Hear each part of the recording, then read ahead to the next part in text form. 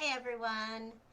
So today I want to talk about a topic that is pretty sensitive and really people don't talk about it a whole lot um, because they can't sometimes and people just don't I think realize that things happen at vets offices, at doggy daycares, at boarding places, all the places that care for pets. Things happen at times, and I have had clients and have clients who have unfortunately had to experience this in life, and their pet crosses the rainbow bridge while under somebody else's care, and that transition into spirit is because of neglect or abuse. And now we have to deal with the question of, do we take legal action?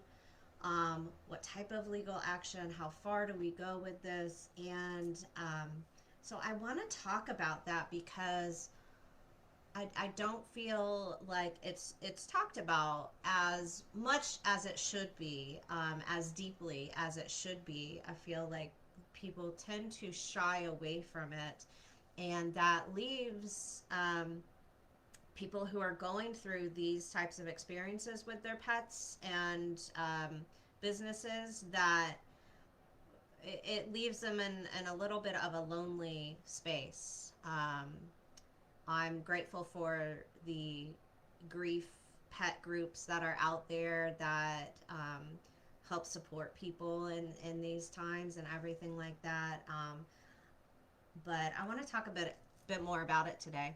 Um, so so from my experience with this, getting in with the sweetheart that has crossed the rainbow bridge is really great. Um, it can provide some healing, some closure, of course. Um, and when it is asked, do I pursue legal action? Do I continue down this road? The biggest kind of across the board emotion that comes through with these guys when they're already in spirit is, I want what's best for my parent. Okay. and and sometimes they do give guidance on, okay, did we back off from the legal side because it's too much, or do we continue to pursue, because they look at it in kind of two different ways. So what is best for my parent?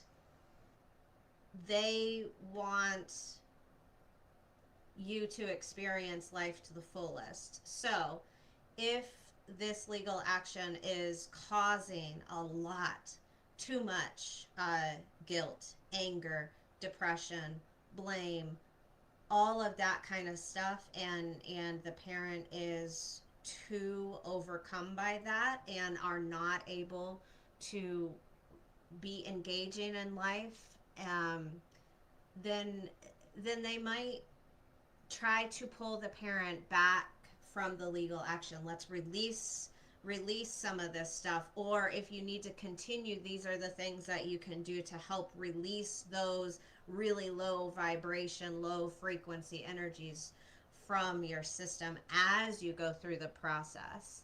Okay.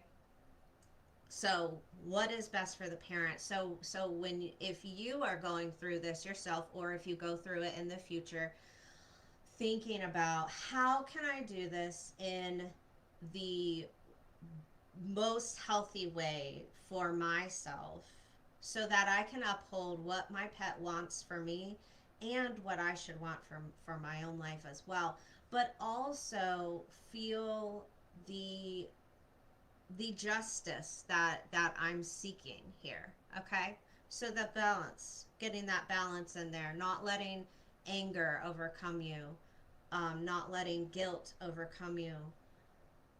Yes, feeling those things, because those are very natural, normal things to feel, especially in this type of situation.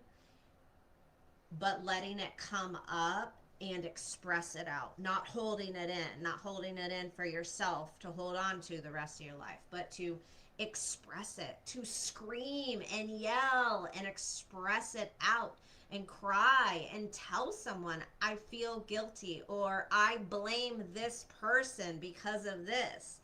Okay? So letting that come out as you need to, that's release. Feel it, process it, release it. Feel it, process it, release it. Okay? Um, the other area that many of these pets look at when I'm talking to them are lessons. So some of them feel whichever vet, whichever tech, whichever person caused that neglect, caused that abuse, they have already learned their lesson and have changed their ways and are now on the correct path in life. If that is going on, they do tend to say the lessons have been learned. We do not need further action on this. The lessons have been learned. And being able to trust them when they say that is really important with this. Um, Now, other times, of course, more legal action does need to be taken because those lessons need to be learned still. Okay? So those are the two areas that they look at: health for the parent and what is the overall purpose of this happening to me, and have those lessons been learned by the people that need to learn them. Okay? And sometimes that lesson is for the parent. Sometimes it's for the person directly involved with the neglect, with the abuse. Sometimes it's for a person indirectly involved, and sometimes a combination of all of them or a couple of them. Um, so keeping those things in mind when you are searching for those answers of how far do I move forward in this legal action, what avenues do I take here? Okay, so those are two important areas to look at with your pet. The other thing that I would suggest as well, from my own experience, when I have had really big decisions to make about myself, about family members, whether they're furry or two-legged, um, asking the universe. So I will say, show me this specific sign if I'm supposed to move forward with this. So I will ask, okay, so I'll give you an example. So a couple years ago, I had a client who was having some health issues. She needed to rehome at least one of her dogs at that time.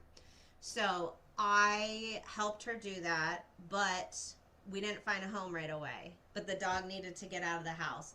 So I took him in as a foster. And during that time, me being me, I'm like, well, are we supposed to be your family? And so I asked the universe, because I was overthinking it. I couldn't find the answer, and so I asked the universe, show me a rainbow. If he is supposed to be in our family, show me a rainbow. No rainbow appeared for I don't know how long passed. He was in our family for a month. However many weeks passed, we got a post up with an actual rescue, and within a week this family reached out to me to do a meet and greet, all of that. And the night before the meet and greet, I said, okay, if he is supposed to be with this family, show me a rainbow. The very next morning, the morning of the meet and greet, I opened up my Facebook, and one of my friends had sent me a picture of this rainbow, this really pretty rainbow. And I felt it. Yes, that's the answer. We go to the meet and greet, and it was like love at first sight. It was just, the click happened, meant to be. And that's an example of asking the universe to show you a sign to help guide you. Okay? And it can be anything. I use this method a lot, and I have certain things that I ask for. So rainbows are common for me. I'll ask for great blue heron, great egret. Those are ones that pop up for me a lot as well. So those universal signs, if you have ones that you feel connected to, ask for those. Okay, and make it specific.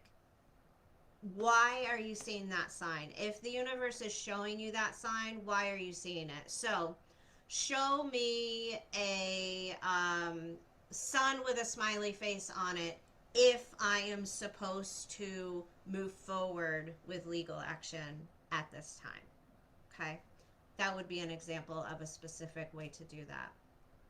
Okay? So again, this is a sensitive topic.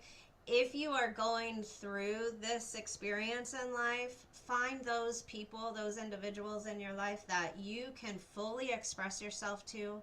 Find energy healers around you who can help you. And that's so many options out there. So, I mean, obviously, energy therapy, Reiki, healing, touch, polarity, all those things. But you can also do massages. You can do the float tanks. You can do red light therapy. There's so many options out there nowadays. So find yourself. What is that? How am I going to maintain my balance throughout this process? Okay. And also allowing your emotions to flow. When we allow our emotions to flow, they don't get blocked up inside of us. And that is that point that allows us to still connect with our babies who are on the other side as well, which is extremely important during this. Anyways, in normal life, but definitely important during this experience as well. So, um, if anyone has any questions, if you want to share, express yourself, anything like that, just let me know. Okay. Thinking about you guys, and have a wonderful, wonderful Thursday. Hi, Patty. All right. I'll talk to you all later. Bye.